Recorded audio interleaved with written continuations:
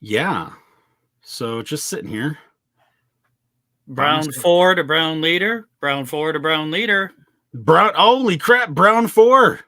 Where have you been? You sent me on a mission, and I think you gave me incorrect coordinates, but I'm back. You could not lose me. I am back. No, we could not. That is for sure. So, well, I think with that, we should probably get on with the show. Let's make it happen. And now, on with the show. Time for bladder check. Check. Check. Check. Wait. Screw it. I'm holding it. Podcasting, the final audio frontier. These are the legends of Brown Squadron. Our computer is picking up a strange signal. Here, sir, you better take a look at it. The ongoing mission? To explore the Star Wars universe and other nerd culture topics. To seek new content and new cantinas, bars, and lounges. To boldly annoy Scruffy by making too many bad jokes. Welcome to the Hyperspace Heroes Podcast.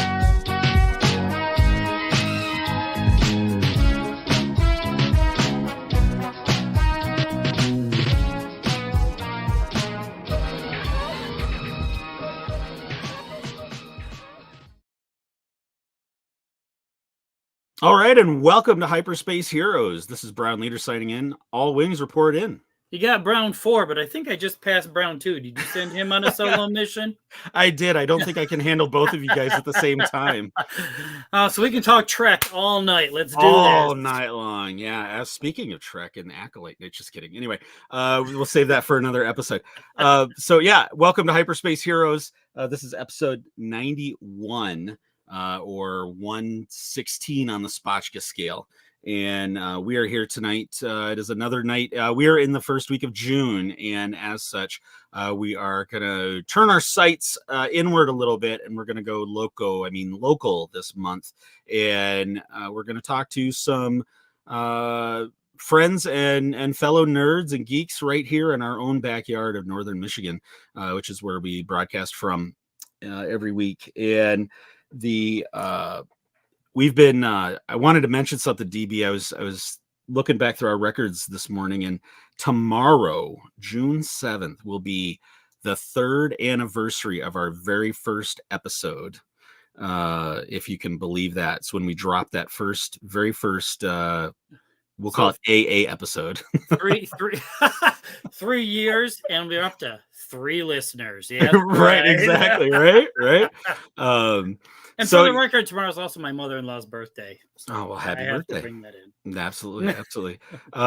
So here we are, 91 episodes, or 116 if you count those first 25 episodes later, and feeling confident enough that we can actually kind of talk to the people in our own community now without embarrassing ourselves, I think. So I think what you mean is the people in our community will talk to us finally. Yeah, right on. So we've talked to other people around the world, but we haven't talked to people that live next door to us. And literally. So we thought it was time to kind of do that. And to kick that off this week for episode 91, we're going to talk to a gentleman that goes by Cartman, and he has a radio show on our local station 95.5 and 105.1. I want to make sure I list that right, because my original social post had 105.5, and I know, right?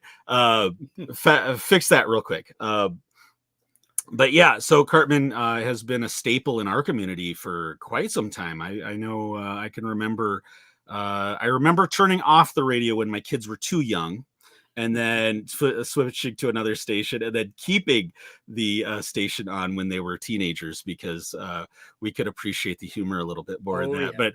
Yeah. But no, Cartman's been a great local DJ for the Northern Michigan community for a long time, and he's also been given back to some good causes lately. I've heard some things he's been talking about on the radio, but yeah, we wanted to talk about. He's involved in local cons, local swap meets, all sorts of stuff like that, and so we thought we'd bring him on and go local. So let's bring him on right now to the show. Hey guys. Hey Cartman, welcome. Welcome. I'm excited. Yeah. Thank you for having me on.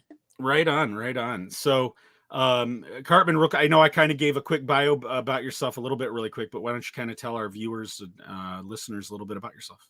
Yeah. I grew up downstate. I moved to Northern Michigan about 20 years ago to chase a little dream, and have been on various time parts. I was on mornings, and then I was off mornings doing middays for a while, and then I came back to mornings. So I've kind of been, on the radio here for 20 years, and it's weird because I have like people that are 27, 28 that'll come up to me now and be like, yeah, my parents used to turn you off when you would come on because you would say things that were not okay for me to hear. But we used to drive, and they'd take me to school, and they were 7, 8 years old at the time, and now they're almost 30, and I'm just sitting there crying, filled with sorrow about how old I got, how quick. So right on. Great though. But yeah, I host the morning show on 105.1 and 95.5 every morning. Monday through Friday from 6 to 10. And then on Saturdays, they let me sleep in a little bit. And I do a 10 to 3 shift on the air there as well. And, I'm all about having people call in and be a part of the show and just have fun, man. That's all I care about, is that if I'm having a good time, I know people listening are having a good time. And that's all that's important to me. If somebody's having a bad day, if I can make them laugh, cool. That's it for me. That's the end game every day. So right on. Yeah, so if you do the morning show, this is like way past your bedtime now, isn't it? Honestly, about 9 o'clock, I start to drift off. Into my own little world, and then spend the next half hour with my wife yelling, "Go to bed, you're falling asleep," and me going, "No, I'm fine. I'm wide awake, honey. I'm not sleeping." That is universal, my friend. Right on. It's not as bad as it used to be. I used to be really bad. Like 7 o'clock would roll around, and I'd be dozing off, and she'd be telling me, you gotta go to bed. You're snoring," and I would pull the, "I'm not sleeping. I'm wide awake." And she'd pull the what just happened on the show, and then I would just stare at her blankly because I have no clue, not an idea. But that is marriage, isn't it? Falling asleep and having your spouse tell you to go to bed, and then arguing that you're not tired. I realized I became my own father. I get it. Mm-hmm, mm-hmm. Yeah, one of the memes that keeps popping up lately has been guaranteed if you see somebody out after 9 o'clock, they took a nap earlier in the day. Oh my God, dude, that is so true. I cannot function because of my shift, and because when I go in the morning and things like that, like I have to take a nap. Otherwise I couldn't make it to 8 o'clock or 9 o'clock at night. So yeah, I'd get about an hour and a half nap in usually in the middle of the day, which isn't easy to do because it's pretty bright out, and even with my curtains it's still blinding. Right but on. Make it happen. Right. So yeah, I promise not to fall asleep though while we're doing this. I'm good. If you do, I do it all the time, man. Don't worry. I sleep through the podcast. It's good. All right. Mm-hmm. Without a doubt. So Cartman, thanks for joining us tonight. And we wanted to kind of, like I was saying, we want to talk to people in our own community, and we know that you're involved in, you're a fan of a lot of the nerddoms, a lot of the fandoms and things. And so first question we normally start off with our guests is, what does Star Wars mean to you? Okay, so I don't know if this is a cliche answer that people would give or not. I really don't.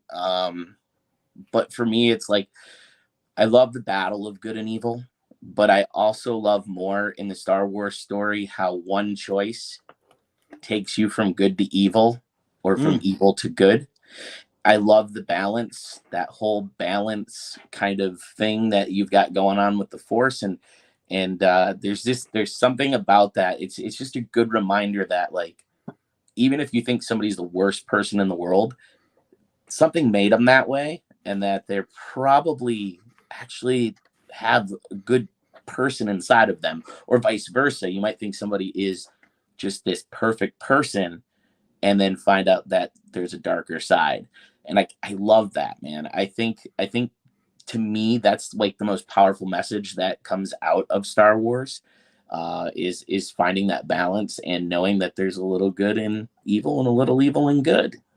So that's what it means to me. And, other than just this great, sci-fi world that has been created for so many people to enjoy and bond over. I would say that those are the things that stand out most to me about the Star Wars world. So rock on. And that is not a cliche answer, believe it or not. Okay. In all of the times we've asked that question, we've had similar themes, but we've never had a question answered the same way twice, have we, DB? No, that was a very specific answer, and I love that. No, great answer. Well, and I think that's also something cool about Star Wars is it is a big enough world now, and there's enough for you to read or watch or, just ponder that everybody probably will have a different answer to any question that you ask. I mean, philosophically ask about it. I mean, obviously, who played Princess Leia in the movie? You can't really have different answers for that. I mean, you can, but 9 out of 10 better be right. But yeah, I just, I mean, I think it's pretty cool that there's a big enough world that's been created that everybody can kind of look at things differently and see things differently. Rock on. Right on. And it's been around so long enough, some people got to see it through children's eyes from the start and are now seeing this world expand as adults. And I think that is also a magical thing because, let's face it, we were talking about getting older earlier. It's nice that you can get lost in a world that takes you back to feeling young again and getting that experience. I think that's an important thing. Especially with as draining as the world is right now. Oh, for sure. Yeah. You described exactly how I felt last night. I finally got to sit down and watch The Acolyte, and we're not going to do any spoilers here. But I think this show, more than any of the other shows that Disney's had, gave me that nostalgia for the original. It kind of had that feel and pace to it, but I won't dive too deep into that since it's a brand new show. Right. And that's how I felt. That's how I felt with the first episode of Mando, season 1, episode 1. It was the closest I had to being that 6-year-old watching Empire in the theater, feeling of magic and awe. And it was so, yeah, no, you're right on there. Right on. DB. All right. No, Cartman, go ahead. I was just going to say it's interesting for me. I don't think I watched much Star Wars when I was younger. Like the first thing I actually remember is a neighbor and a friend of mine had like and he still does, I'm pretty sure it's down in his basement, but he had like every original Star Wars action figure and vehicle, and I mean everything. And I remember playing with those Star Wars toys more than I remember initially seeing the movies. But when the second trilogy was released was when I really went back and rewatched the original movies. So I was in my teen years at that point, and I think that's when I kind of started to take in the movies a little bit more. And I also didn't hate the second trilogy like a lot of people did. I didn't. I enjoyed it. I think that's one of the problems with fandom sometimes is I feel like some people might get a little bit too serious and take some of the entertainment value out of it. But I just watched it as somebody who enjoys being lost in a movie for a couple of hours, and I didn't hate them as much as they get crap for. So right on. Yeah, when the prequels came out, I had kids that were the age, and sorry about that, and I had kids that age, and so I got to watch the prequels through their eyes. And so, for me, it was watching that, that same love develop, and it was cool. So the things that angered other fans didn't bother me one bit. Jar Jar didn't bother me one bit. None of the storylines bothered me one bit. And it was just because it was fun. And that's what we were there for. Right. And, but DB, were you going to say something? Well, I was going to ask the second question we always ask our guests is, tell us about your first Star Wars experience. You just went down that road, and I don't have to ask that question. Yeah, it was the toys, man. I remember the toys, and I specifically remember Han Solo with the carbonite piece that you can kind of put the action figure into. I remember that for some reason. I remember, gosh, man, that is literally my first memories of Star Wars, was playing with those toys and not probably understanding anything about it like I should have, but I just thought it was so cool. So getting to watch that, I think it was, for me, watching it as a teenager, I think was probably a good thing. I think if I watched it as a kid, I'm one of those people, when they were younger, I couldn't keep an attention span very long. I mean, I still have problems with that now as an adult, but I can definitely sit down now if I want to watch a movie and I can watch a whole movie. Whereas if I was a kid, I probably would have been like, oh, cool. That's a lightsaber. That's neat. Oh, lightsaber fight's done. I think I'm gonna go now because they're not hitting things with their lightsabers. Like I think I would have been a little spotty in my approach to watching it as a child, so I'm glad I watched when I was a teenager. Right on. Yeah. Right on. DB. I was going to relate to the story. You talk about the sequel or the prequel trilogy getting a lot of hate, and it's interesting that now 20 years later it's getting love from a new generation, or the generation that grew up with it. And now it's fun it's trendy to rip on the sequel trilogy, yet I have a 13-year-old and that is her trilogy because she's grown up with it since she was 5 years old. I enjoyed the sequel trilogy. Again, I thought it was just a fun watch. And I'm sure there's some hardcores out there right now rolling their eyes at it, but I just enjoyed it, man. I mean, at the end of the day, I got an hour and a half or 2 hours or 2.5 hours out of my normal everyday adult life and got to live in this fantasy sci-fi world for a few hours where I know what the stakes are because it's been built up over 6 previous movies and God knows how many other TV shows and cartoons along the way. Mm-hmm. You know, I know the stakes and I'm in this world now watching it. And I think that's pretty freaking amazing that I was able to do that and enjoy that. And even if there were some things I maybe didn't like or thought, hey, you could have fleshed that out better, it's a movie. At the end of the day, it is a fun movie. Mm-hmm. And I just don't want to, I don't have the time to be angry about that stuff. I just don't. I don't know how anybody does. Like, I feel bad saying that because, again, I know that this is a very specific podcast that's hardcore fandom about it. But I'm like, I look at it and I'm like, it's a movie. It's a movie. It was meant to entertain. Right. And there's going to be so much more coming out of it now. Now that Disney's taken over, and it's already happening with the TV shows. And didn't they just announce, or did I just read they announced another movie with Rey? Yeah, movies, they've announced about 25 movies and about 0 have been made. So we're kind of, it's one of those things where it's like, until we see the trailer. Okay. But yeah, no, I'd like to see another one with Rey. I'd like to see them take that story further. What's the next step? What's the next stage? And you're right. In the end, it's all meant for just entertainment. It's all meant for just fun. I mean, that for me, that's what Star Wars is. It's just fun. And can you critique things if it doesn't resonate with you? That's fine. And I think nothing's wrong with a healthy dialogue if people want to discuss it in a civil manner. But just one extreme or the other that's what's annoying is the hardcore haters or and when you have an intellectual property that's gone from this the 70s to now, every set of movies that has come out has been made for a different generation in a different time. Let's be honest. 70s versus 90s versus the 2020s, or I guess late 20-teens.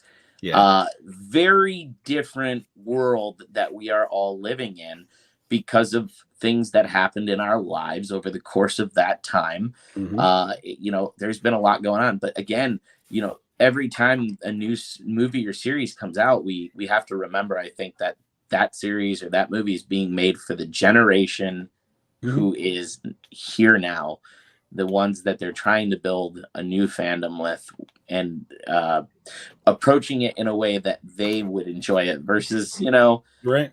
I'm a grouchy 40-year-old, so they're probably not going to cater to me as far as, it's probably going to be a little more Mickey Mouse than it is back in the day before Disney got involved. So it's just, I accept it.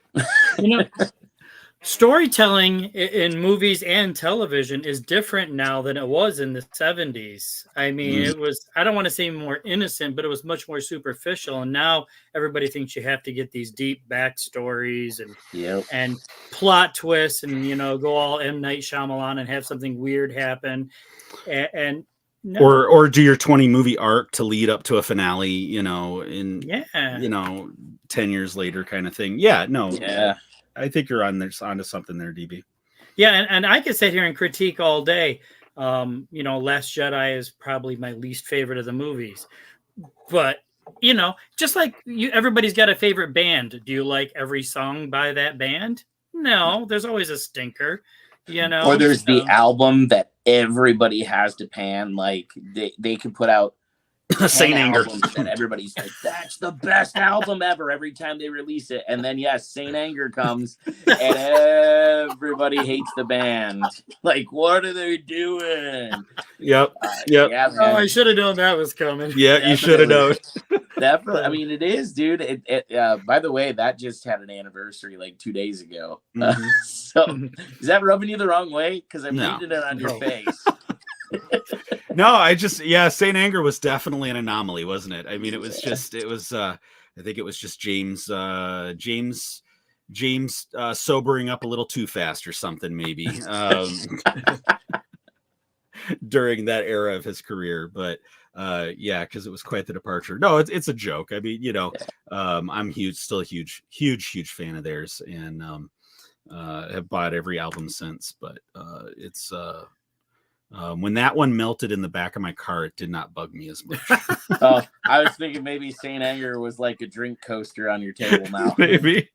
No, I think I when I was getting rid of one of my old trucks, I think I would pulled the seat forward and I was cleaning it out, and there it was, all twisted and warped and melted, and I was like,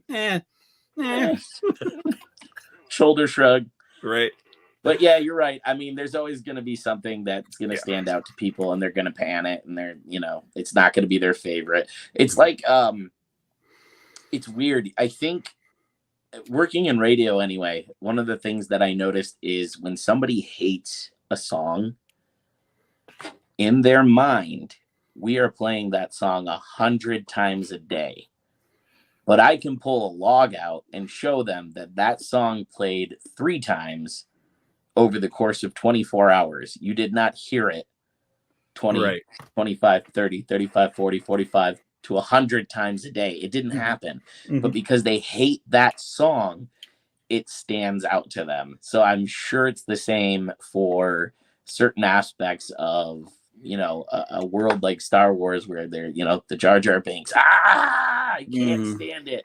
Or they, I feel so bad when you read it. I can't remember his name, but the actor who played Anakin as a kid, the way he was just verbally and, just trashed over his performance, which I liked it.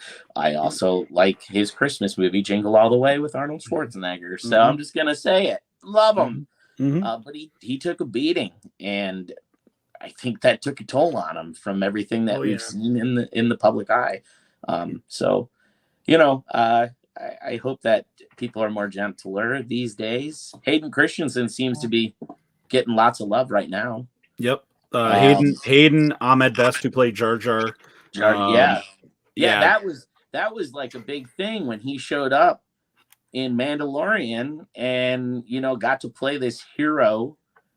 Like, that was a big thing. I would have to assume for him to be able to have that happen in his career after the Jar Jar stuff, that was a big moment for him.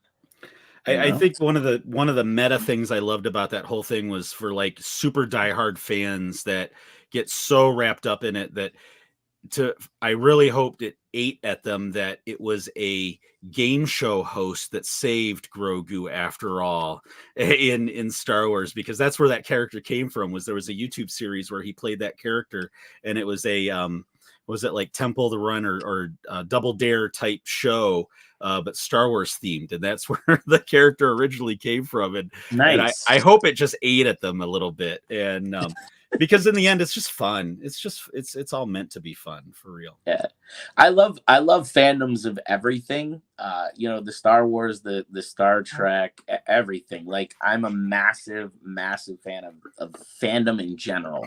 I love that people find their people, and this community builds off of it, and you get to enjoy it. I worry about when that fandom starts to like get protective in a toxic way, right? That's when I go, Yeah, we have a saying on the show that nobody hates Star Wars more than Star Wars fans. I haven't heard that, but damn, that makes a lot of sense. Yeah, it's true. And I get, when somebody has invested, say, 10, 20, 30, 40, and we're approaching the point where people will have invested 50 years of their life into this fandom. Is there going to be some people when it goes a different direction, and it's the old man get off my space lawn, type of mentality? I'm not surprised by some of it, and you're going to get that in really any fandom. You're going to get the, and thank goodness Scruffy's not here, but you're going to get the Michael Jordan over the LeBron James, generations, who's the GOAT, you're going to get in any fandom, you're going to find those multi-generational differences.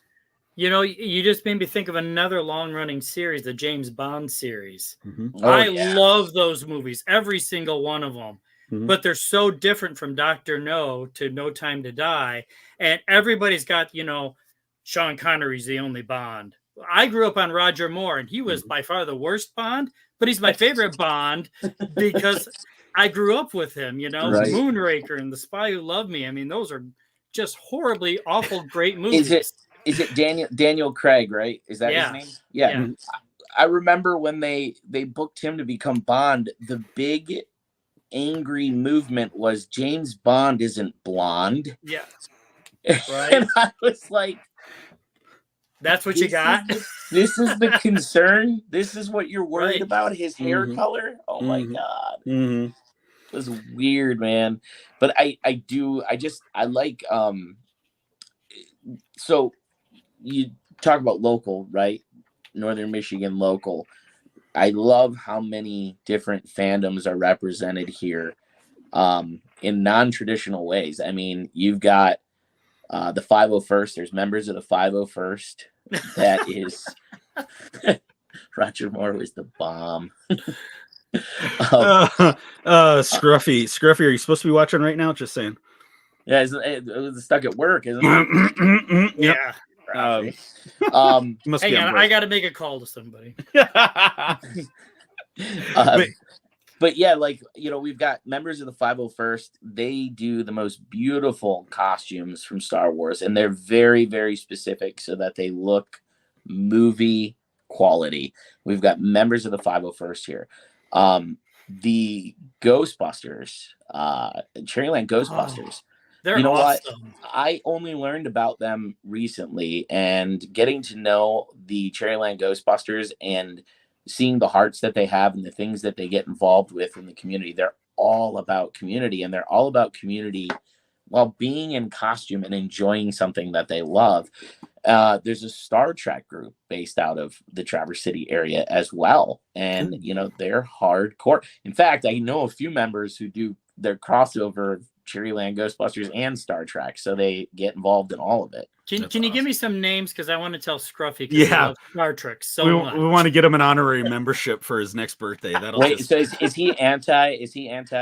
He's not much of a Trek fan. He's not much of a Trek fan. Yeah. Then Go ahead. I want to quote Will Wheaton in The Big Bang Theory. This is directly for him.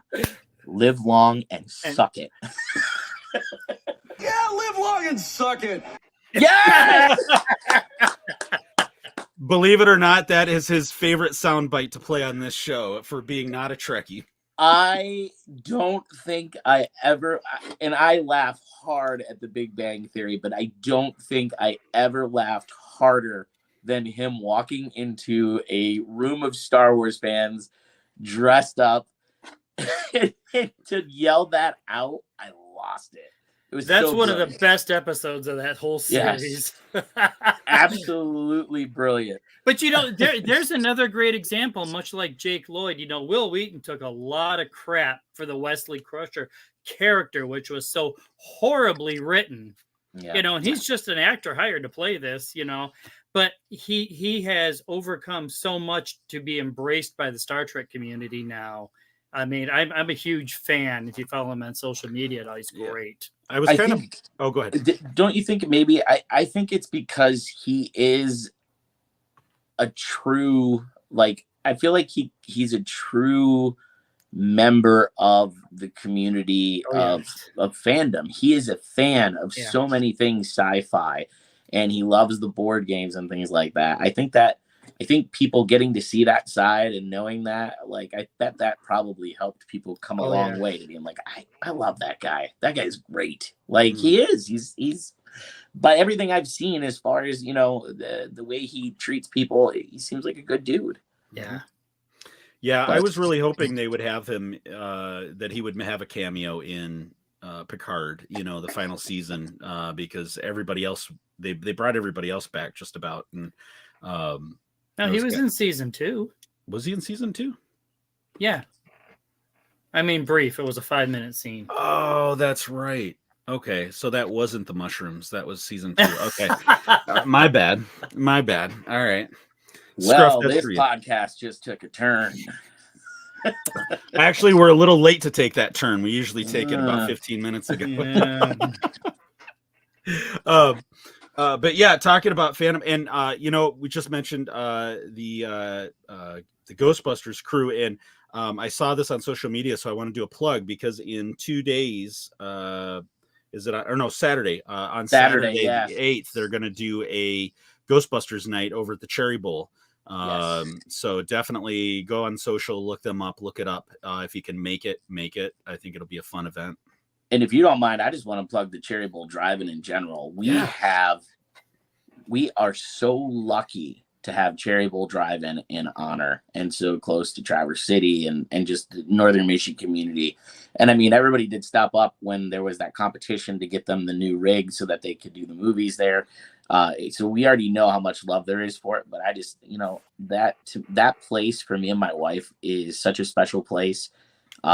We try to go as much as we can. We're going, we were going to go tomorrow night, but I think we're going to go Saturday now, just because the Cherryland Ghostbusters are going to be out there and I love them so much. I just want to see everybody and say hi, but just it's such a special place. We've got years and years of just going there and spending these summer evenings watching movies, and it's still affordable, and you're getting 2 movies. Mm-hmm. It's crazy, and you're allowed, they let you bring food in, they let you bring your dogs, so my dogs have always been able to come. I love the Cherry Bowl. It's an atmosphere. It's so much fun. It is so much fun, and everybody there, I don't think I've ever seen people in bad spirits that are there. Everybody's friendly and in a good mood. It's just a great place, man. Love that we have that. I love that we have that. Right. And I just saw on Michigan Live yesterday or the day before, there's 2 more shutting down downstate. So they're getting to be they're a rare breed already, but so I hope, I know they were looking at selling Cherry Bowl, and I hope I hope we can keep it going, because you're right. It's something that my grandson's about the right age. I want to start taking him to, the drive-in. I think he's been with his parents, but pass along that tradition. It's a good time. It's community. Yes. Yep. Absolutely. With the Cherry Bowl, I believe it is still for sale. So if you guys want to split the cost between the 2 of you, I will be happy to then run it for you. But I cannot be a financial partner. I believe they're looking for around 600,000, and I know you guys make that in a week on your podcast. So. I've got $7 in my pocket. Will they take it as a down payment? Doubtful. Well, you know, I remember when it went up for sale, we talked about that because it was like, yeah, obviously we're not in the financial place either, but you know, how fun would it be to do, like, you know, if you could convert a little bit over into like RV parking and add some campgrounds to it, and then do like theme weekends would be kind of cool, where you show like there's enough franchises out now. You could do a Harry Potter weekend, you could do a Marvel weekend, you could do a Star Wars weekend, you can do, you know, anything like that. And it would be kind of a fun, again, you get all those communities, a Ghostbusters weekend, you know, it doesn't even have to be the movies. It can be the old cartoons. It can be the, you know, and you could almost have a mini con during the day and movie marathons in the evening. I mean, that would be so much fun. Just, you brought Ghostbusters up again, the movies, just to also make maybe some of the Ghostbusters fans angry, but I like the one with the women too. I enjoyed it. I didn't hate it. So many people hated that one. I liked it. It's popular in my house too. It's a movie. Like, I know it's not what people wanted. Obviously, Afterlife is what people wanted, but I still enjoyed it. Well, I tell you, we were down at Motor City Comic Con there a few weeks ago, and we're walking by and we're like, holy crap, that's Ernie Hudson right there. Dude. And the dude looks amazing. He is. I found out that he is older than my dad, which I did not know. But that guy is jacked. Yeah. I could not believe. And it was so weird after the premiere, because I'm always online for work for the radio station. I'm always looking for stuff to talk about. After the premiere of this last movie, he had spilled something on his coat before walking the red carpet. So he had to take his coat off, and he just wore a t-shirt tucked into his jeans, and he looked jacked, right? He looked ripped. The internet got creepy and was like, yeah, Grandpa, I want that. And like, it was everywhere. Oh my God. They kept calling him, instead of Daddy, it was Grampy. And I'm just like, oh my gosh, this is so weird. And they asked him about it, and he was super humble about it. And he's like, I'm happy to be, you know, I'm happy to be doing what I love, you know, working and acting. And I did not plan to walk the carpet in just a t-shirt, but you know, I love that people think I look good. What a great story. Oh, yeah, that's hilarious. I had the chance to interview him, and I felt bad because he seemed very sad when I was talking to him. I was super excited to talk about Ghostbusters, and at the time, you know, none of these new movies had come out. And when I was talking to him, he, you know, I asked him about, do people ever shout lines at you? And he's like, yeah, they bring up the Twinkie line and it's cool. And I remember asking, I said, was that life-changing for you? And he said it was. He said, when I signed on, it was a different story. And he started to talk about how Winston was supposed to be like a demolitions expert who was former military, and there was a lot of dialogue for him to be able to work on and chew on, but the part wasn't written for him. So he signed on for that part, but then everything changed afterward, according to him. Like the dialogue changed. He, you know, had less and less to say. His backstory about being former military and a demolitions expert kind of vanished. So I love that right now they're taking him into this world where he is now like the guy who's going to be behind the entire universe. I mean, they're clearly building it around him and his company. And I think that's cool. I love that he's getting his time to shine for it. But when I talked to him, man, I just kind of felt bad. I felt like he was sad because he really wanted that role to be what it was originally written as. And because he wasn't, I can't remember if it was Eddie Murphy or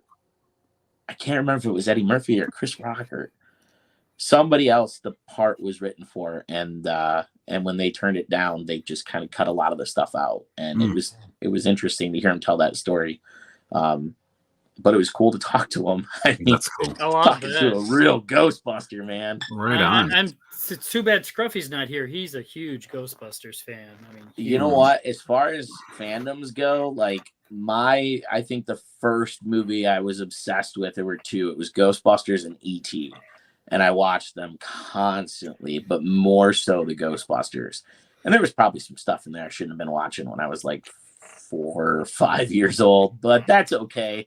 I was a hardcore Ghostbuster fan. And then I got into the cartoon, of course. And then by the time the sequel came out, you know, they kind of started paying more homage to the cartoon. They changed how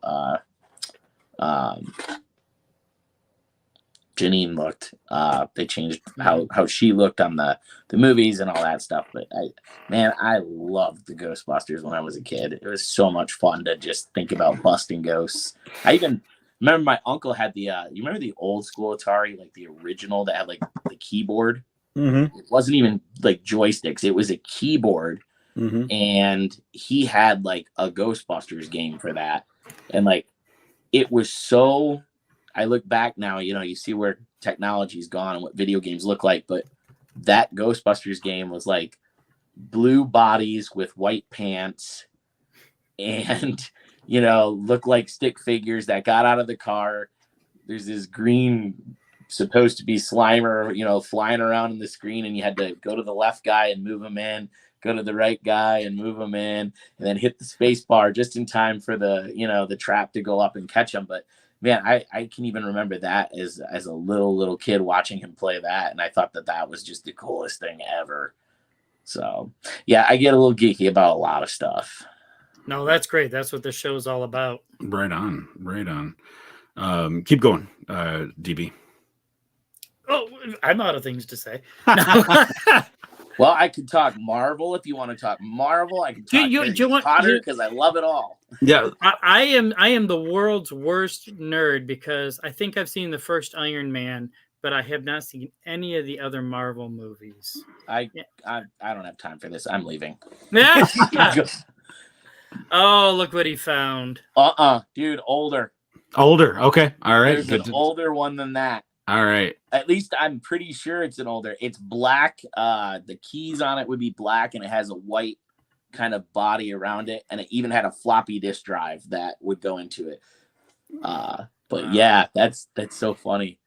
But yeah, that was gosh, it brings back a lot of memories. Yeah. Let's talk about, like, we just had our local con here in Northern Michigan, and I know you were a volunteer again this year at it. And it's Cherry Capital Con, Comic-Con, C4 for short. And why don't you kind of go into that a little bit?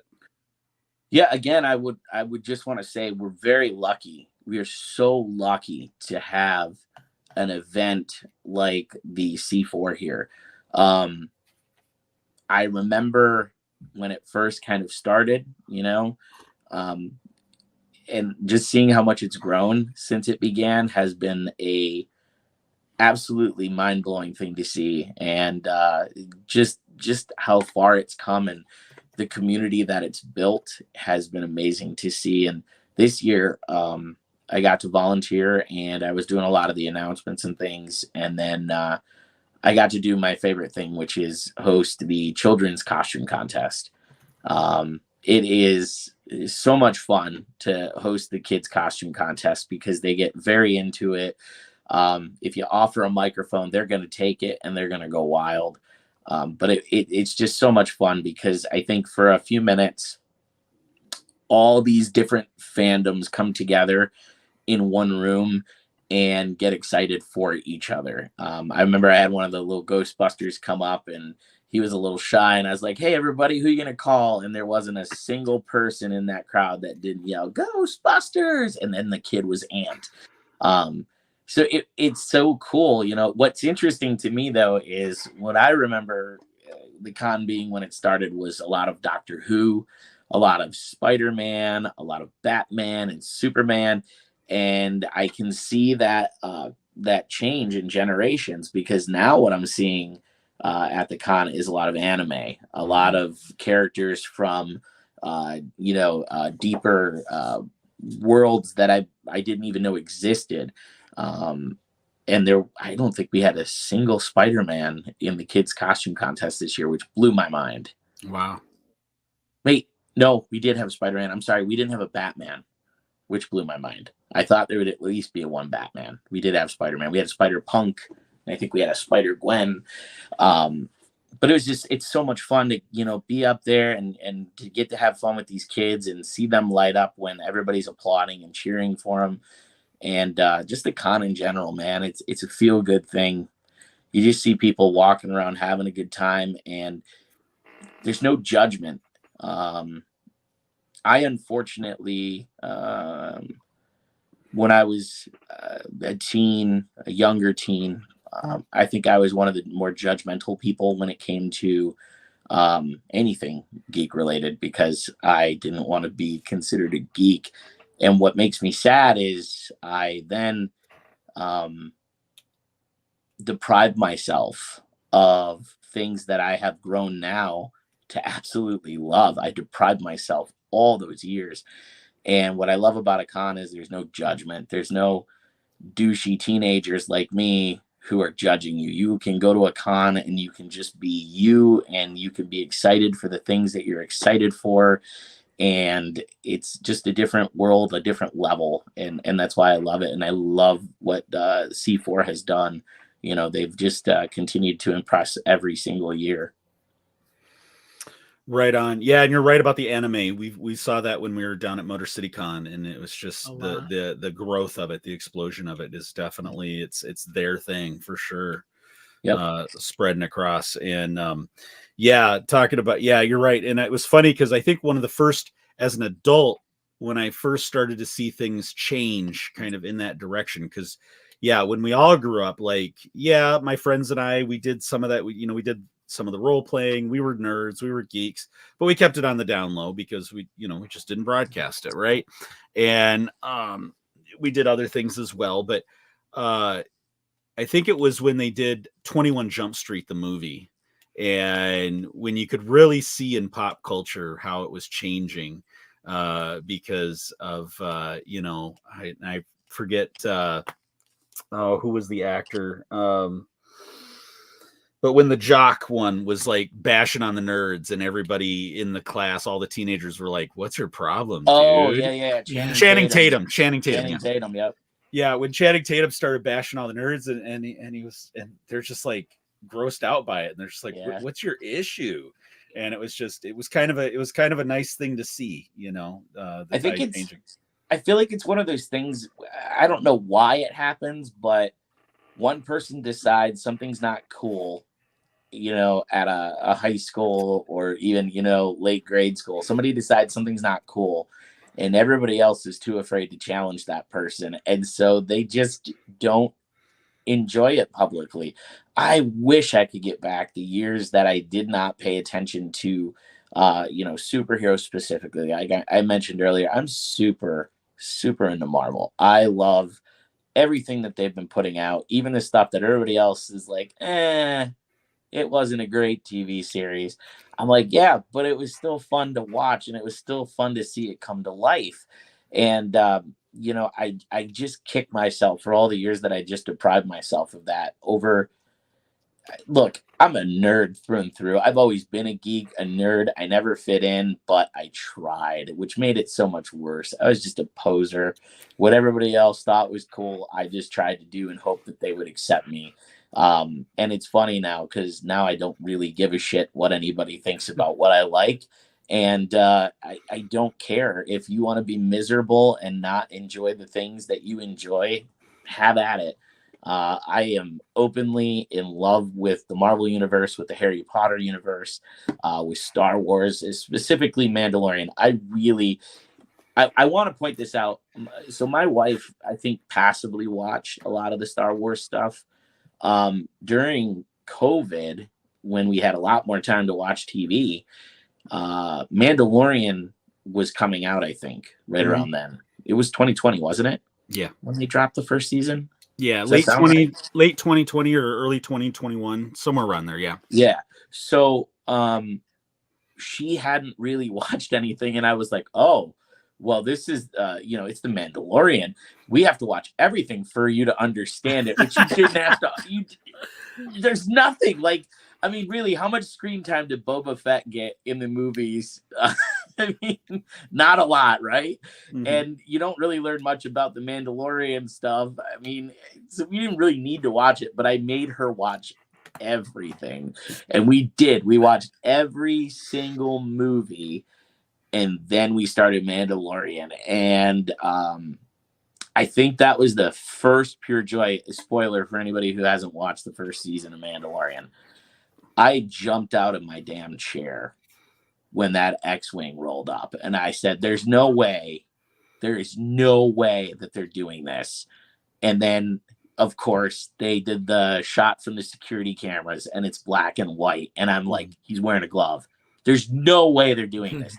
They're just teasing us. Mm-hmm. And then it goes color. You see the lightsaber. And I was like, oh my God, it's Luke. Yeah. And I lost it, dude. I lost it. I was so excited. I was a child experiencing something, which is hilarious because I didn't get to experience as a kid because I'm an idiot. But I did as an adult. When that happened, dude, I lost it. I was so stoked and so excited. And then, R2-D2 rolling in and doing his little dance when he sees Grogu. I'm just like, oh my God, this is happening. And I really thought that was the end of it, right? But then they find a way to bring it back in geez. Well, what? I can't remember. Was season 2 of Mandalorian before Book of Boba Fett? Or was that it was after. Boba Fett first? No, it was after. It was after Book? Yeah. So they found a way to bring it back, bring Grogu back in Book of Boba Fett. And I'm just like, yes, yes, yes, yes. And I kind of love it. It's like a buddy cop movie, but with a Mandalorian and a Grogu. Mm-hmm. And they're great. I do think the other thing, too, like, I know a lot of people, again, in the universe of Star Wars are probably like, well, they just made Grogu as a marketing ploy so they can make toys and money. Yeah, but they also made him a super interesting character and built him around a character we already loved. And I have to be honest, provided some amazing humor into potentially heavy scenes, heavy things going on around you. And then there's Grogu just popping an egg in his mouth and eating this poor woman's children. Oh, the clapback on that episode was horrible. People were so upset over that. Yeah, well, and then, look at poor, oh my God, Sudeikis, Jason Sudeikis. I can't believe it. Oh, yeah. The punching Grogu thing, dude. I was watching a interview with him, and he said his wife at the time walked into the room and said, "Hey, you're trending on Twitter," and he was like, why am I canceled? And she's like, you might be. And then told him what it was for. And he had forgotten he filmed it because it was 8 months earlier or something that he filmed it. And I loved it because he's just like, I had no idea that punching the child was going to get me such a bad rep with people. By the way, big Ted Lasso fan here too. Yeah. Like massive. So another fandom that I watch that on repeat. Yeah, I think I have Mrs. Brownleader ready to finally watch Ted Lasso. I do love that show. I really appreciate that show. I'll tell you what, it opens up a lot of conversations. I never left a show. That was the good thing about that show, and it came out at the right time because we were all feeling pretty down with everything going on with COVID and the pandemic. But there was never an episode, even when things got sad or dark or deep. There was never an episode that left you upset. Like they always found a way to leave on a high note, or suspenseful, or something suspenseful that doesn't necessarily make you sad or cry. You know what I mean? Yeah. And I love that. Even the incident with the dog, I was kind of like, oh, that one stung. I am not a fan of anything where a dog gets hurt or killed. That always seems to be the upsetting thing for me. I almost walked out of Independence Day when the bomb's going off and she leaves the dog behind to get her kid to safety. I'm like, you left the dog? And I was so mad about that. And thankfully, the dog was smart enough to be like, "Oh, they're running. I should run too." But had that dog not made it into the cement room that they got into when everything blew up, I would have got up and walked out because I can't handle that stuff. Yeah, right on. I want to kind of circle back to Marvel and the live action series that they've had, the various series, because I know Marvel fandom's been divided about what Disney has put on Disney Plus. And I know you said you liked all of it. I was a really big fan. I really liked Miss Marvel. I thought that was a great show. Well, and let's talk about the movie everybody hates. I thought the movie was hilarious. It was a great movie. I mean, I don't understand why people hate on this stuff. Like, that Miss Marvel show was so well done, and you can tell it had a different feel than everything else that Marvel was putting out. It was the same with She-Hulk. She-Hulk had a different feel than everything else that they had put out. So the hatred I didn't get, because I'm like, they're having fun with this, you know. Falcon and Winter Soldier was pretty deep. You know, that was filled with stress. There wasn't a lot of laughter in it. There was a lot of, you know, what we're dealing with in our country today with divisiveness and, you know, one side thinks this, the other side thinks that. So that was pretty heavy. So I love that they had that one, but then they also put out these other shows that didn't feel quite as heavy. They were more fun. They were more playful. They were more colorful. I mean, Miss Marvel, the color palette of everything that they did on that show, it just popped. I loved it. I just thought it was great. Yeah, and I thought it was a great example of a diverse story told in a way that you don't really see it. You know what I mean? Sometimes productions will do diversity for diversity's sake, and it's all in the script writing, right? It's about how you tell the story. And the things I liked about Miss Marvel is they were just characters. It was a story about a family, about a kid, and I just enjoyed it. And her family, they were amazing. A riot. Absolutely a riot. I could not stop laughing at the interactions they had with her. And I mean, that even spilled over into the movie. You know, the family was such a great part of how they did the movie. And, you know, it just, I don't know, man. I know that things get done differently because there's different directors. You got the guy who oversees everything, right? Yeah. You got to keep it within these parameters. But I feel like they've given these different showrunners the ability to stay within the story that they want to tell in the overall arc, but to have fun with it and do it their way. And I feel like that's why all the shows have this like different look to them or this different feel to them. And I appreciate that, man. I don't want everything to look the same. I don't want everything to feel the same. They're different characters, and there's going to be just different things with each of those shows that are going to stand out and make me appreciate the show a little bit more because it's not like the last one I watched. Right. And I think that's where, back on the Star Wars community, that's where a lot of the Star Wars community is challenged, because they say they want new, they say they want different, but they don't. A lot of them just want pretty much the same. Yeah. They again, get off my space lawn, and it's that's gonna be my new favorite phrase. Right. And you know, it would be really funny. I think every franchise should do what was the Clint Eastwood movie that he did? I can't remember the name of the movie, but was it just Old Man or something? But yeah, Gran Torino. Gran Torino. They need to do a Gran Torino in the Star Wars universe and in the Marvel universe. Oh my god! Get off my lawn. But no, and Marvel has had the benefit of Feige being there as the overarching architect to the whole Marvel universe, and Star Wars could use somebody like that. And it's funny because even Acolyte that just dropped yesterday, typical responses from the fandom. There's people that hate it. There's people that I know, like on our show, we've been asking for something new, something different, something outside of the Skywalker saga. It's a big universe. Tell us different stories. And I know for the three of us, we enjoyed the premiere of Acolyte. Again, it was something different. Did it have its flaws? Of course, every production is going to have its flaws.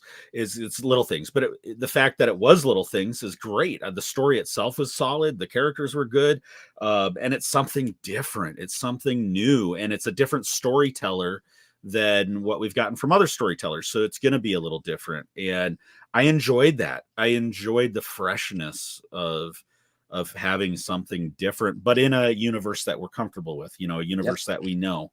And and that's exactly it, man. What you just said, like, I love that this universe exists. Okay, we know Luke Skywalker exists in this universe. We know that Vader exists in this universe. But I love now that I get to hear a story from this vast universe of planets.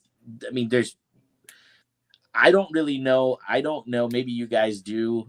I don't know in Star Wars if they've ever talked about the vast number of planets that exist, that they know exist, and that they can travel to. But it seems like, you know, just watching shows like Mandalorian, that, you know, he can zip over to a planet, you know, in every episode. There's got to be these great stories happening on all these other planets. There's got to be these great adventurers that exist outside of, you know, the Mandalorian and Grogu. So yeah, let's hear those stories. God, man, I would love a whole series based on I'm so bad with names. Who's the character from Mandalorian that was the cowboy? Timothy Oliphant played. Oh yeah. I would love the whole series based on him, man. I love that they had that Wild West feel set in space. Like, I love that. I think that's great. Marshall Cobb-Vanth, and heck yeah. He was a great new character that they introduced. They could do an entire series based on his character, and it would be so much fun to watch, because it's a whole different thing going on there, and a different vibe. And I think it would be great to watch a whole series based on him just going around every episode and collecting the reward from bringing in another bandit for whatever they did. You know, that's his thing. I mean, that's a little Mandalorian-ish, but still, I think it would be so much fun to see, because he was such a cool addition to the universe. Was he in any of the books or anything, or was that strictly for the show? Go ahead, DB. I think the character did come from a book. Okay. And I can't remember which one. It was the Aftermath. It was an epilogue in one of the Aftermath books, which are the stories that take place after Return of the Jedi, about the fall of the Empire. I haven't read any of them, but I've read things about it, because Cobb-Vanth's character was so intriguing, and I guess he's mentioned in a very small part of one of the epilogues. So the fans that had read the books were super excited when they saw him. And Timothy Oliphant's a great actor. I mean, he carries so much gravitas, and it's just, Well, I was a massive fan of Justified, so, you know, it was kind of cool, because I was basically seeing Justified in space, and I was down with that, like 100% down with that. And everything he's in, though, he's always got such a swag to him, you know, in his approach to things. He's just got that swagger. So he was perfect. He was just fun to watch. And I think it would be cool if they tell more of those stories. I hope they do. And if they can find a way to tie them all together, like Marvel has done, where everything ties back and comes back. Like, that's the one thing Marvel, I will always say, got right. And it was so much fun to see, is the callbacks. The little things that, and I've noticed a lot more of them, because, again, during the pandemic, we had a lot of time. So my wife and I started back at Iron Man, and we watched every Marvel movie leading up to Endgame. And there are so many jokes, so many emotional throwbacks and callbacks by the time you get to Endgame, that like that'll choke you up even more when you rewatch Endgame and you see some of the things that are said, you know, some of the arguments that Tony happened to have with Steve. And, it calls back an Endgame, and it just kind of hits you in the feels a little bit more when you rewatch all of that. And you see it in a row versus stretched out over a 12-year period or whatever it was. Right on. Yeah, man, does it hit. And Marvel's always had the structure for that, because the comics were like that. The comics were, at any time you could get a guest appearance from another line, so easy. And the crossovers were just harmonious with the crossovers, in between. And then you had things like Secret Wars and all of that. And super easy to do. But I was thinking, with the Timothy Olyphant thing, they could do a Little Cantina on the Dune Prairie series. Yes. We're go ahead. I'm gonna probably look like a giant nerd here, but I watch a lot of Little House on the Prairie. I'm still, to this day, I watch a lot of it. So you want to throw a Little House on the Prairie Star Wars world out there? I'm in. That'd be awesome. 100% in for that, man. we need a CGI Michael Landon, because that was a beautiful man. That man right there. That's who I want to see working the farm. Right on. DB, what were you gonna say? I'm so lost right now. I have thoughts because Scruffy just took Mrs. Scruffy on the Laura Ingalls Wilder tour. And I can recall, and I mean, when I was little, when that show was first run, and we, every Monday night, man, that was my sister's show. She had to watch that. So I knew every episode as a child, because she got Monday nights and I got Sunday nights with the $6 Million Man. So okay, I did grow up on Little House. It's such a weird thing. I don't know when my obsession began with it, but I could put there's a Little House on the Prairie channel on Pluto. I could put that on and watch it all day and enjoy it. Same with Golden Girls. I could watch Golden Girls nonstop and just be totally happy with it. Like, I could see every episode of those 100 times and never be like, oh, I gotta turn this off. I just keep watching. I told you, man, I'm a fan of a lot of things. Oh yeah, right on. No, where I was going to go with that, we're talking about Cobb Vanth and Timothy Olyphant, and where Disney is missing the boat here is, I thought the Solo movie was fantastic. I thought it was one of the better ones Disney has done. And they left it open to make more movies, which obviously weren't going to happen. Because I thought Alden Ehrenreich was great as Han Solo. I mean, nobody's going to be Harrison Ford, but... Yeah, but he carried himself physically very well. Yes, he knew the character. So I think where they're missing the boat is they could bring a Han Solo series showing how he gets hooked up with Jabba the Hutt, and he could cross over with Cobb Vanth and do some adventures here. And there's all kinds of things they could still do with these characters that they haven't explored. Well, and it's weird too, because Jon Favreau has been such a large part of Marvel and Star Wars. You would think that, he's seen how well telling these stories and then tying them together has done for Marvel. You would think that there would be a little more direction in the same way for Star Wars, to be able to do, like you just said, where you are able to take these characters and have them cross over and, have them go on these great adventures that everybody wants to see. Hell, man. I mean, when you look at the cantina shots in the movies, there's just interesting looking aliens in the cantina that I would love to learn the background of those particular what I do with my little guy. Yeah, this guy right here. This guy. Yeah. I mean, wouldn't it be neat to learn that stuff or dive deeper into it? I think it would be cool. Well, and they tease us a little bit, like they take the hammerhead and they make another hammerhead the mayor of whatever town there in Mando. It's like, oh, we want to see more Thorians. Yeah, bring them on. Yeah. Right on. Yeah, and I think with moving Filoni up to chief creative officer, that's gonna, hopefully he's gonna have that effect. And because if anybody knows the lore, it's Filoni. And I think that, and I think you saw some of that in Ahsoka, where they were bringing things together and starting to tie some things together. And quick question, Cartman. Did you watch any of the Star Wars animation, like Rebels and Clone Wars and anything like that? I hate to be that guy, but no, it's fine. The reason I'm asking is because when you get up to Ahsoka and watch Ahsoka, we'd love to have you back on to talk about what your thoughts were, because we've dived deep into the animation, and so there's a lot of things in Ahsoka that call back to Rebels, especially.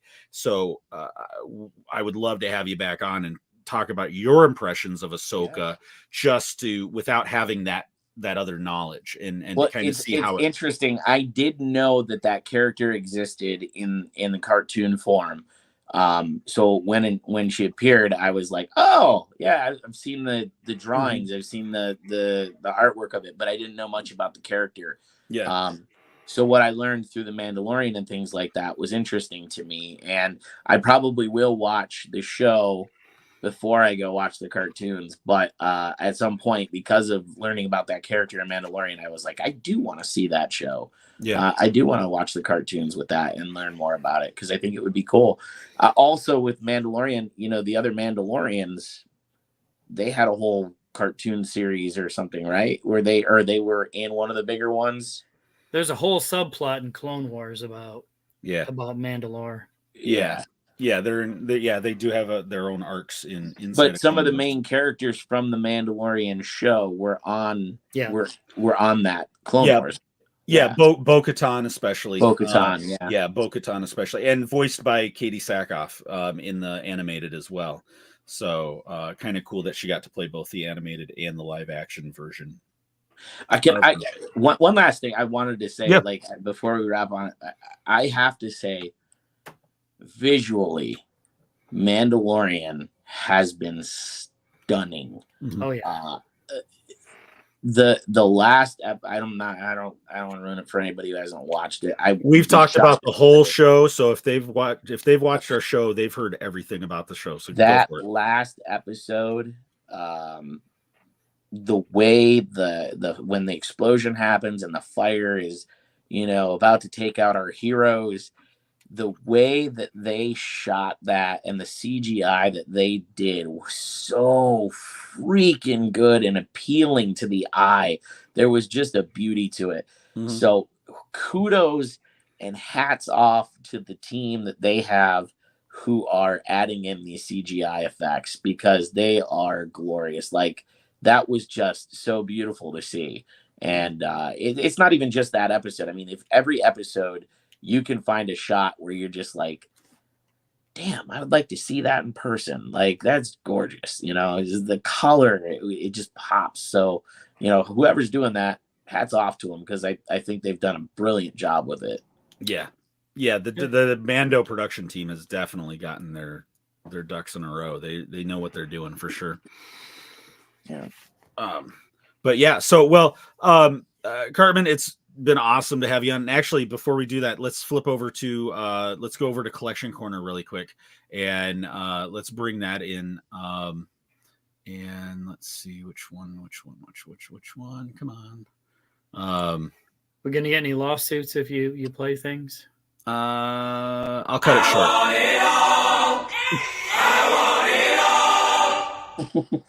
Leave it at that. So Collection Corner, DB. Let's start with you. Well, since I haven't been on the show in a month, I got a whole bunch of stuff. I got this guy. I keep showing him off because I keep building up my my Cantina collection of aliens.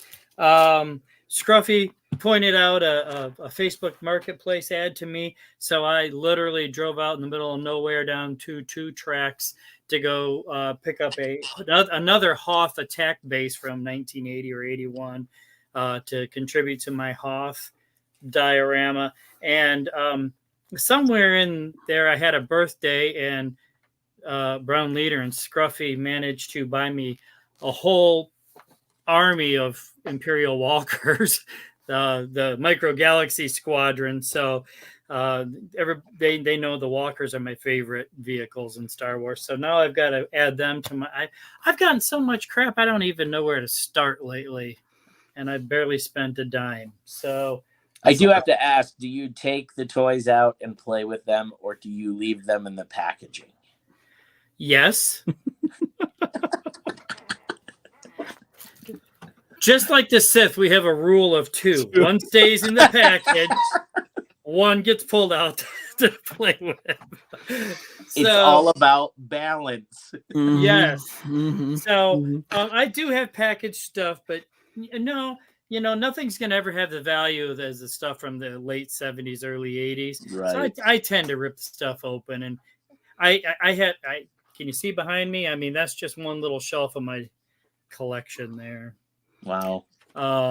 So well, you only live 2 doors down from me, so I might just come over and play in your basement. You, sir, are welcome anytime. We're setting up a play date. But yeah, what do you got, Brown Leader? Can I go to the neighbor's house? So her response from downstairs was, yes, maybe. Damn it, Cartman, it's a school night. Before I go, I wanted to go over to Cartman because we kind of talked about this ahead of time before the show, and Cartman had something to share with us, which was you said a lot of your stuff is in storage. Yeah, so we have a lot of stuff in storage, but one of my favorite things that I have is a piece of artwork that was given to me by the Cherry Capital Comic Con.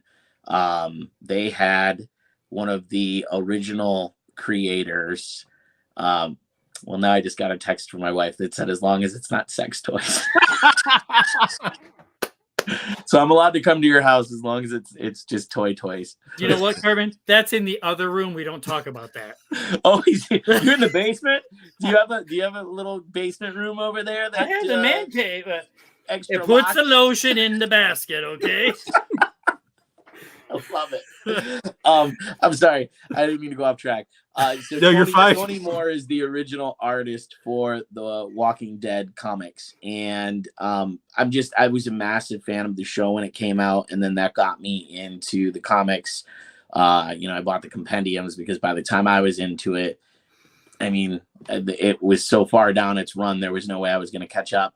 So anyway, Cherry Capital Comic Con guys, the amazing people there, friends for life. They surprised me on stage with Tony Moore after one of the costume contests I hosted and presented this photo to me. And I couldn't figure out why the night before in my Lions jersey, Tony Moore wanted to snap a photo with me. I thought it was really weird. But he snapped a photo with me and he drew this beautiful, beautiful zombie version of me in my Lions jersey just snacking on somebody's arm. And awesome. Yeah, it was such a surprise. I had no idea that was happening. And it was just such a cool thing to have. I have a lot of great art from the Cherry Capital Comic Con, a lot of really cool pieces. But as far as like collector stuff, that's top notch for me. That's one of the coolest things to have. That is absolutely unique. Nobody's going to have that but you. That's incredible. Yeah. Well, and who it came from was just as important. I've really built a bond with a lot of the guys and gals over at the con, and I know it wasn't cheap. In fact, I was told that they were accidentally bidding each other up for his last sketch that he would do. Like he only does a certain amount of sketches at each event. And I think they accidentally bid themselves up a couple of times. Oh. The fact that they did that for me, just like, it was just really cool. It meant a lot to me. And, just to have that now and it's me as a zombie, like how freaking cool is that? Mm-hmm. I just love it. Absolutely. That's very cool. That's very cool. Kind of hoped I'd lose some weight if I became a zombie, but apparently not. Right. So yeah, I'm in the same boat, DB. We've only briefly touched on Collection Corner the last couple of weeks since you've been gone. We've had Motor City Con. I had my 50th a couple weekends ago, and so it would take forever to kind of go through anything. So I think I'll kind of break it up over the next few Collection Corners. But Scruffy had picked this up for me a couple weeks ago. It's a Graphic Digest, or what are they calling them now? It's not Graphic Digest. It's Is it a graphic novel? Graphic novel or whatever. Yeah. Speaking of which, when I was down at Blue Vase a few weeks ago, they had a huge collection of Walking Dead stuff. Really? Yes. So that might be worth checking out sometime when they're open on the weekends. Head down to Blue Vase. Yes, get my evil villain fingers going. Yeah. We had at Motor City Con, we got to meet some celebrities. I know we touched on this last week. We got to meet Paul Sun-Hyung Lee, who's Carson Teva, which was very cool. Did the group photo with him. He autographed a picture for Scruffy, which was pretty cool. I got him to autograph a Black Series version of that helmet for me. And then, of course, Scruffy's favorite celebrity that he got to meet, Mr. Patrick Starr. But I mean, a lot of stuff. I always got to plug Scott Baker, a friend of the show, My 2D Graphics, My 2D Heroes. Sorry. Pick this up from him along with some magnets. Oh, remind me to show mine next week. I forgot about that. I'll show you mine if you show yours. The DB for my 50th started me on a downward spiral of an R5 army that I've got to build now. So he gave me a carded one. He gave me a loose one. Thank you. That is on my desk at work. I picked this one up at Cherry Capcom, or not Cherry Capcom, but for Motor City, which I will be unboxing at some point to sit on the desk here with the podcast studio. But yeah, now I have to build an army, damn you. And so Scruffy's got an army of Gonk droids and Athorians that he's building. DB, you're doing like Tauntauns and walkers. Tauntauns and walkers. But yeah, lots of other things that we've had that have come in for sure. We interviewed Kelly Knox a couple weeks ago on the show. She was a contributor to this brand new book, which is Visual Archives of Return of the Jedi. Very cool book, very heavy book. I have not cracked the seal on that yet. I was not in the zombie apocalypse right there. Right. You can take a few out with that. You could, absolutely. When I was not a collector before I started hanging with these guys. And now I'm at the point where when I get something, I'm like, do I open it or do I not open it? And the rule of two. The rule of two. Can I ask you guys a personal question? Yeah, before absolutely. It wraps up. This might be a little too personal, but I have to know. If you were a Jedi, what color would your lightsaber be? Oh, good question. DB, you want to go first? I don't know.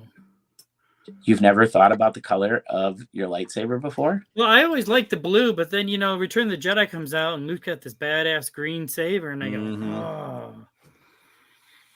Mm-hmm. And I don't think I'm qualified to be as badass as Mace Windu and have a purple one. So there's only one of those. Wasn't that? Did I read that was his one demand? That his one request, to be purple. Pretty much, yeah. I love Sam Jackson, man. He's so awesome. I mean, he and I have the same haircut. I cannot pull off the cool stuff he does. Right on. I would probably have to go green. Yeah, I agree. I think I'd have to go green as well because of Return of the Jedi. And now lightsaber hilt, or what would your color be, Cartman? I want to say, but you guys might think that I'm a Sith. No, go for it, man. Be red all day, man.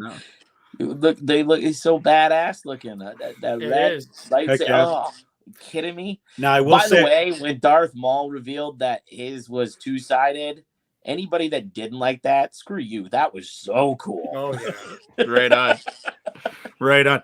I will say, if I was to go to what a cool color would be, the original kind of reddish orange that they had in the original movies, because the technology was a little different, and they replicated that a little bit with in Ahsoka with some of the lightsabers in that one, which was a very cool tie back, very cool homage to the originals. But so flip that question. What about lightsaber hilt? What's your favorite hilt handle for lightsaber? That's a good question. I can.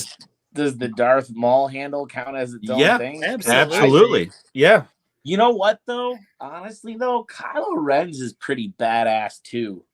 I know that also got poked fun at, but I loved that it kind of looked like an old school with the guards on it. Sword. That's awesome. I thought it was sick. Like, I loved it. So that one's also kind of cool. I think I'd be torn between those two. Yeah, those would be for sure. I just like how different they were. I also think Kylo Ren's a weird ass emo kid. That he is. I'm not going to disagree with that, dude. When you find out he's got the helmet just chilling there. Sorry, I lost the screen for a second. Find out he's got the helmet just chilling there, burned up in his room. I'm like, okay, dude, that's a bit much. Come on, bro. Little bit. DB, what about hilt for you? I'm more classic. I like Luke's hilt or Anakin's hilt, whichever you want to choose. Just because it's sleek, but it also has no grip. Yeah. You know, you think you'd like that and swing it and they'd go flying across the room. I think I'd like to see that hilt with a green blade though, just to see what it'd be like. I think that'd be pretty cool. That'd be very cool. Yeah, absolutely. For me, I would have to go with probably no surprise to DB, but probably and I just had it here. Where was it? Here it is. Ahsoka's sabers that she had later on in her career, just because they have that cool, more samurai style, more Japanese katana style handle, and I'm kind of a fan of that for sure. But yeah, no, good question. And one that hasn't been asked on the show before. Yeah. All right. Yes. Any before we wrap up, Cartman, it's been great having you on. Where can people find Cartman?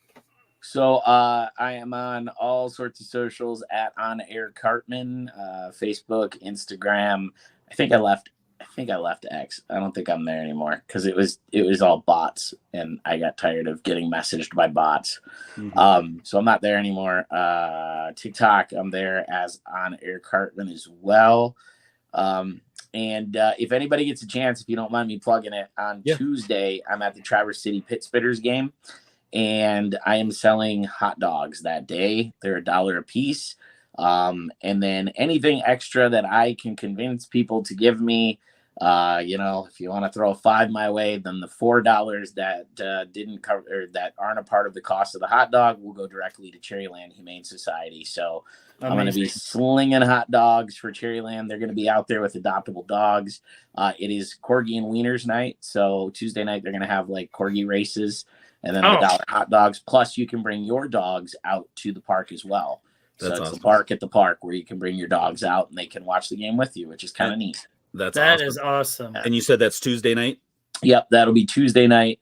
And 7:05 game. And yeah, I'm going to be out there. I am going to be one tired, sweaty man by the end of that night, running up and down stairs selling hot dogs. But no kidding.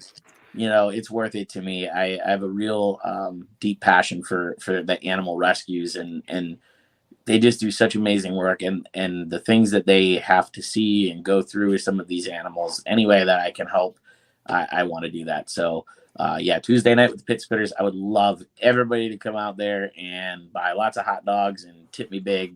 Yep. Just so that I can give it to Cherryland. Yep. Definitely tip big for that, because it's a worthy cause for sure. So that's awesome. Yep.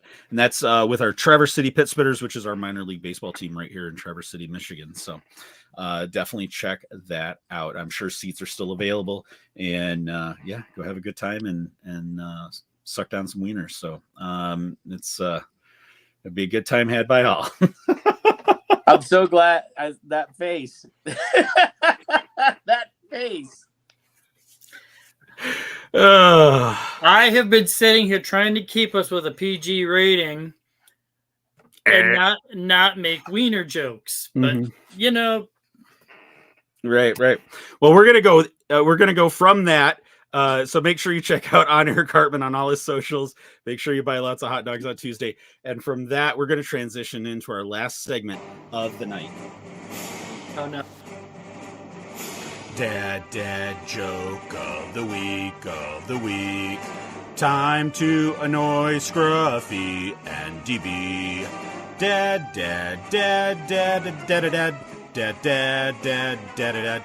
joke of the week. All right. That was beautiful. That was quality, man. I wrote that on the way home from work and recorded it like 45 minutes before the first time we did this segment.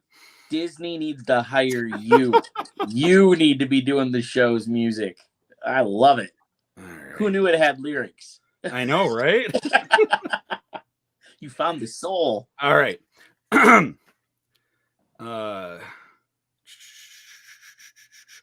Which planet is the most optimistic? Tatooine. It always has a can-do attitude.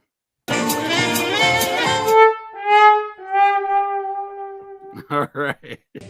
That looked really painful for one of us. Dad I loved joke it. of the week. Now don't you feel absolutely complete? All right. So that was Dad joke of the week. Can we go back to wiener jokes? Man, that was bad.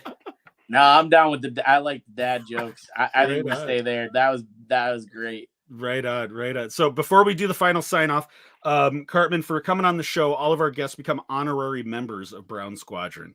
And with that, you get a flight designation and a call sign that you can use anytime you're welcome back on the show.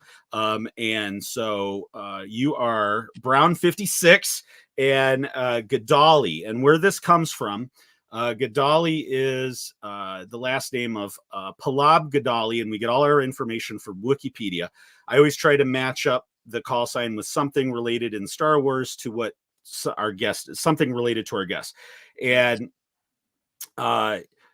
in new Star Wars canon, Gadali first appeared in Star Wars Galaxy Edge, which opened to guests at Disneyland in May of 2019. The character is not present in the park, but his voice can be heard in certain areas.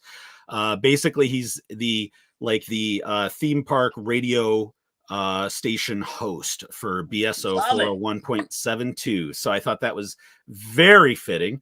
So Gadali, hopefully I'm pronouncing that. And interestingly enough, DB will know this name, but Palab Gadali is actually an anagram for Pablo Hidalgo, who is he is definitely one of the lore masters at Lucasfilm. So if you watch the credits of a lot of shows, he is listed as like lore master. So he's been part of Lucasfilm for a long time. That's definitely one of my bucket interviews. I'd love to get him on the show, because if there's a man, very few people more knowledgeable in the lore of the Star Wars universe. So but yeah, that's where that the original name comes from. But yeah, Brown 56 Gadali. So welcome to the crew, Cartman. Thank you. Yeah, absolutely. So to find Hyperspace Heroes, you can find us on all the social medias sites. Slide into our DMs, email us at brownsquadron at gmail.com. We also have a site, beacons.ai site, which has all of our links that you can find all of our podcasts, our live streams, everything like that. It's at beacons.ai /Brown Squadron.